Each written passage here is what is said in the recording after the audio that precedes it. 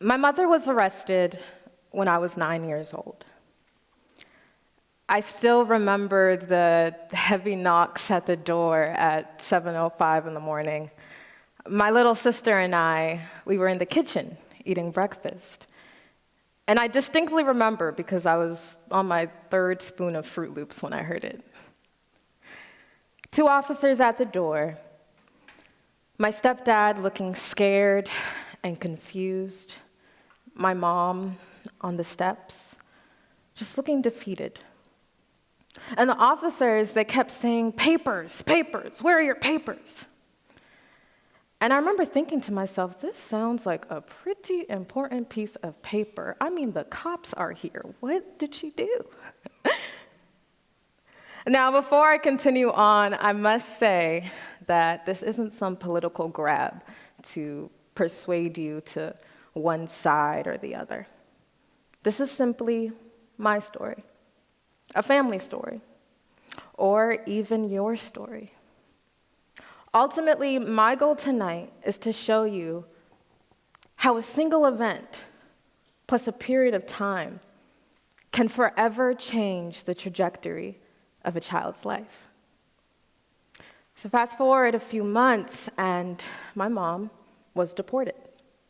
My little sister and I went along with her, and we found ourselves on a plane to our home country of Sierra Leone.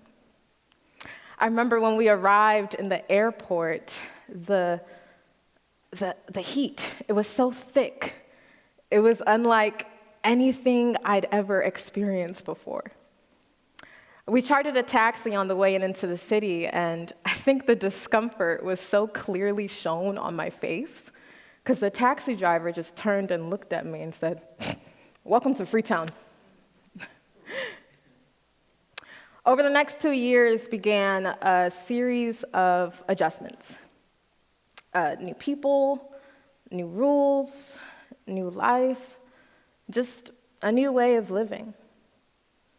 And then illness, a life-threatening illness, struck me, and it struck me hard. And it became clear that I wouldn't be able to receive the proper care that I needed.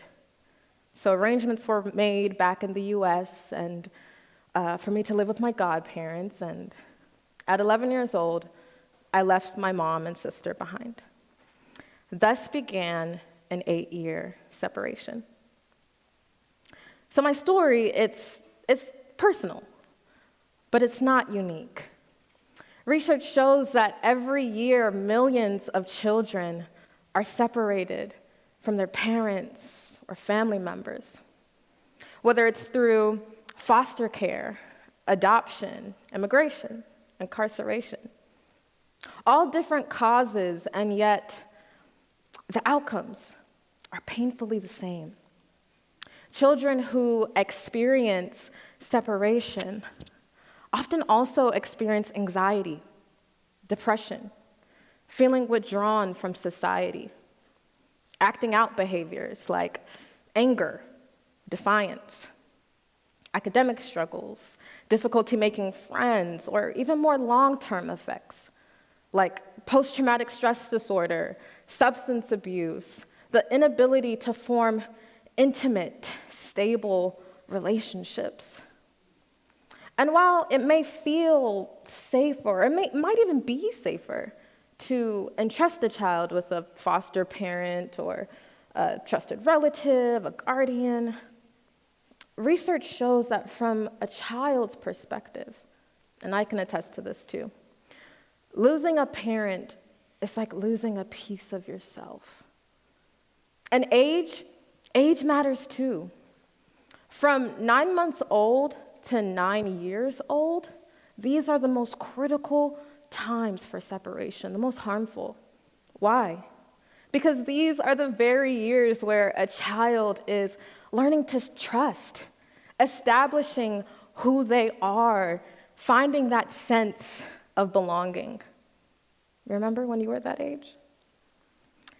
I know for me, it was anxiety, going into survival mode, feeling like I have to brace myself because the next life-changing event was around the corner. For my sister back in Sierra Leone, it was abandonment, anger, feeling the need to grow up quickly, what research calls parentification. And for my mom, it was grief. Really, for all of us, it was grief. Grief without closure, grief without understanding, grief of the life she thought she was going to have. So,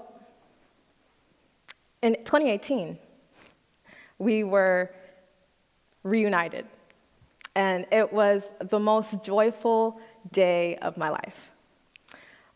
It was a complete surprise to me, and I was just so grateful, so grateful. And while the moment was life-changing, I quickly realized that the years that followed would take healing and restoration. Because the distance between us wasn't just land and sea and time zones. It was experiences, birthdays, routines, habits, thought processes.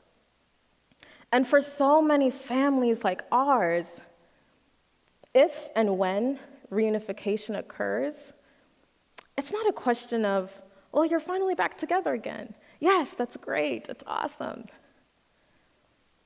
But it also becomes, who are you now? And who am I now?